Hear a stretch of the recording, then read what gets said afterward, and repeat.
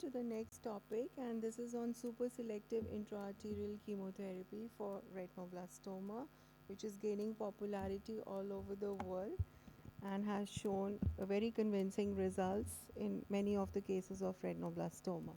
So, as we all know, we have talked about this so often that when it comes to RB, the goals of therapy are first and foremost life salvage, followed by eye salvage, and now with all these newer modalities of conservative therapy that we have, vision preservation is also becoming increasingly possible. So over the years, the conventional treatment of intravenous chemotherapy and focal therapy has stood the test of time, and it has also given very good results in patients with retinoblastoma as far as globe salvage is concerned. But there has been a paradigm shift now towards other forms of targeted treatments for retinoblastoma, and one of that is selective intraarterial chemotherapy. So now what exactly do we mean by selective intraarterial chemotherapy? So this is a targeted form of therapy, and herein what is actually happening is that these chemotherapy drugs, which are otherwise given through the intravenous or systemic route, are injected directly into the ophthalmic artery of the involved eye, and all of this is done under radiological guidance. So now a little bit about the history of IAC. How did it start and how did it evolve over the last few decades? So if you look back, the first trial of the first form of intra-arterial chemotherapy was actually a direct internal carotid artery injection of an alkylating agent, which was done in 1954 by Dr. Algernon Rees. Now today it may sound really that very far-fetched, that how could anybody inject a chemotherapy drug directly into the internal carotid artery, but then that is something that really paved the way for what we have as selective intraarterial chemotherapy today. So it was a Japanese team which actually developed this technique by injecting the chemotherapy drug into the ophthalmic artery. So Suzuki and Kaneko were the team that were involved in this procedure, and what they actually did was that they used a transfemoral artery approach, and then they used a microballoon catheter which was inflated distal to the ophthalmic artery, and through that the drug was injected. So they call this a selective intraarterial chemotherapy because here the drug was going directly into the ophthalmic artery using a balloon tamponade. This was further modified by Dr. Gobin and Dr. Abramson from the New York hospital, where they actually they made this modification and called it a super selective intraarterial chemotherapy. And in this technique, they use microcatheters to enter directly into the lumen of the ophthalmic artery. And this was the technique which was then used by them and then published, and then this became very popular. Now all over the world there are a lot of countries and centers that are using this technique to deliver targeted chemotherapy to the eye having retinoblastoma. Now the question arises is, why do this at all? So we all know that when we give intravenous chemotherapy, there can be toxic side effects that can involve all the cells in the body. So here the rationale of IC is reduction of systemic toxicity of intravenous chemotherapy and providing targeted drug delivery to the tumor. While it also offers an opportunity to use high concentration of drug at low doses, since there is no systemic exposure. This was the paper that was published by Dr. Abramson, Dr. Gobin and their team, and these were the initial results of using intraarterial chemotherapy for the management of retinoblastoma. Now, what is the challenge? Why it is difficult in especially low resource settings to do this kind of procedure? So you need to first build a team. You need an ocular oncologist. You need an interventional neuroradiologist who will be actually performing the procedure, and you need a pediatric oncologist because there can be complications which need to be handled, and therefore having an experienced and skilled team in place is one of the biggest challenges.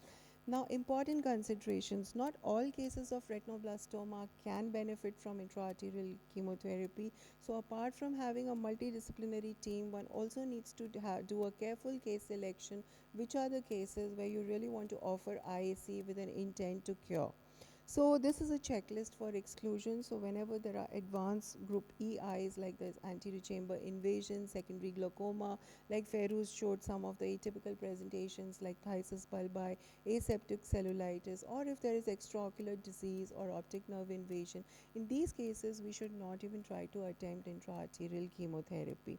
And how is the procedure done? So this procedure is done basically under general anesthesia. The ipsilateral femoral artery is accessed, and then intravenous heparin is used, and the whole procedure is done under fluoroscopic guidance. So a 4 French catheter is advanced first from the femoral artery into the aorta, then the common carotid artery, and then into the internal carotid artery.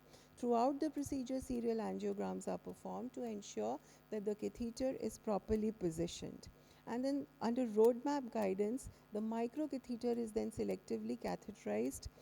It catheterizes the ophthalmic artery origin, and then an angiogram is performed to confirm the position, showing a choroidal blush. The main concern is that the microcatheter should be into the ophthalmic artery and not anywhere else, because you're going to aim for targeted delivery of chemotherapy, and you don't want the chemotherapy drug to enter some other territory and cause damage. Then the drug is prepared, and then it is infused and slowly, manually, over 30 minutes in a pulsatile fashion. Melphalan is the most commonly drug that is used, and then a repeat angiogram is performed after the procedure to exclude a thromboembolic event. Now, why do we use melphalan? We use melphalan because in vitro studies have shown its greatest effect on retinoblastoma cells, and systemic intravenous use of melphalan is limited by severe myelosuppression, so we can't use it in the through the systemic route. Now, apart from melphalan, other drugs have also been used. These include topotecan and carboplatin, but most of them are added when there is no response to single drug melphalan. Then, in those situations, if you're using multiple sessions of IC, we can top it up with topotecan and carboplatin. So, I just explained the procedure to you, but here I will briefly run the video and show you how the intraarterial chemotherapy is actually performed in the lab. So can you just run the video for me?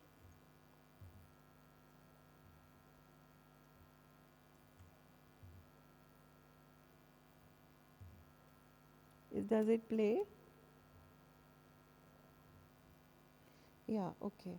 So as I mentioned, this procedure is done under general anesthesia, and all this is courtesy our interventional neuroradiology team. So these are the things that we require: a microcatheter, guide wire, a catheter. Here, this is what I mentioned, how the catheter is being advanced up the aorta. First, you enter through the femoral artery. Now the catheter is going up the aorta, and this is all under roadmap guidance, so you can actually visualize where the catheter is going. And once it reaches the common carotid artery, then it has to access the internal carotid artery. So here you can see the head and neck area over here, and the catheter over here is being advanced. And now you can see this view where you can actually visualize the eyeball, and you want to visualize. This is the selective angiogram that is being performed. A dye is being injected just to make sure that where is the origin of the ophthalmic artery. Sometimes there is an aberrant supply, and it may not be a part of the internal carotid artery. It may arise from the middle meningeal artery. So therefore you need to verify all these things before you actually select this thing for the procedure. So this over here, you can see this is the ophthalmic artery, okay, and here you can see that the microcatheter is being advanced, and slowly, gradually it is being advanced. It is entering the ostium of the ophthalmic artery, and once it enters the ostium of the ophthalmic artery, again you inject a dye just to make sure that the ophthalmic artery is now selectively cannulated, and the drug that you will inject will go only into the ophthalmic artery and nowhere else. This is the drug preparation of the melphalan, which is done in the lab, and then slowly it is injected over a period of 30 minutes. So these are some of the cases that were treated with IC at AIMS, and this was a patient at diagnosis. This is after 6 cycles of intravenous chemotherapy. We can still see some activity over here, so we decided to go for IC, and this is after 2 cycles of IC. This mass has nicely regressed. So this is another patient which was not responding just to intravenous chemotherapy. So we thought of trying IC for this child. And again, in this case, the active portion of the mass has responded nicely to IC. But then again, there can be complications, and the team has to be ready to tackle with these complications. They can be both local as well as systemic. Local complications mostly are transient and they settle with time, but systemic complications are things that we need to be very vigilant about. There can be vasospasm, thromboembolic phenomena, transient femoral artery occlusion, and there can be anesthesia related complications. So again, it's the expertise and the skill and the competence of the team that is doing IAC that needs to take care of all these issues. Now, failure of cannulation, like I mentioned to you, that there can be an alternative vascular supply to the eye, most commonly to the middle, through the middle meningeal artery. So sometimes it is not possible to carry on with this procedure. It has to be abandoned on or an alternative vascular supply has to be chosen. That is the call of the interventional neuroradiologist. Then again, these are very small kids, so this ophthalmic artery is anyway small in size, and then there can be vasospasm at the time of the procedure. There can be a steep takeoff from the internal carotid artery. So all these are challenges that the team may encounter at the time of the procedure. Now, there's a lot of interest in the literature between what is better, intravenous chemotherapy or intra-arterial chemotherapy.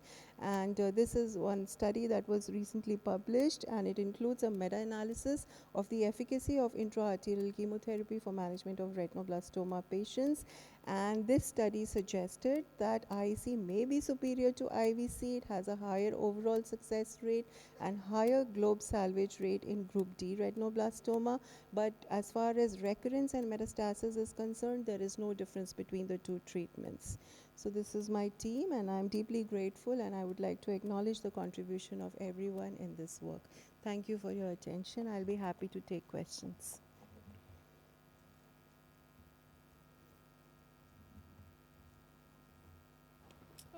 I have a question. So, we are all aware of the complications of intraarterial chemotherapy. We are doing quite a bit at our institute. So, I would like to ask Dr. Bhavna, what is the post-procedure treatment, and how do you follow up these patients? Do you admit them? Do you, what treatment, what drugs do you give? So at our center, what we do is that all these kids who require IEC, they require admission, 24-hour admission, and we have a cover by the pediatric oncology team. So once the child is out of anesthesia, the child is shifted into the PHDU, where a pediatric oncologist is providing 24-hour cover. Most of the complications, if they have to occur, they usually within when the child is being extubated within the first 1 or 2 hours. That is the time when the child is still kept in the under the care of the neuroanesthesiologist, where the procedure is being done. So after that period is over, the child is shifted to the to our PHDU, where the pediatric oncologist is monitoring the child, and then after 24 hours they are discharged. What drugs do you give? Drugs, you mean?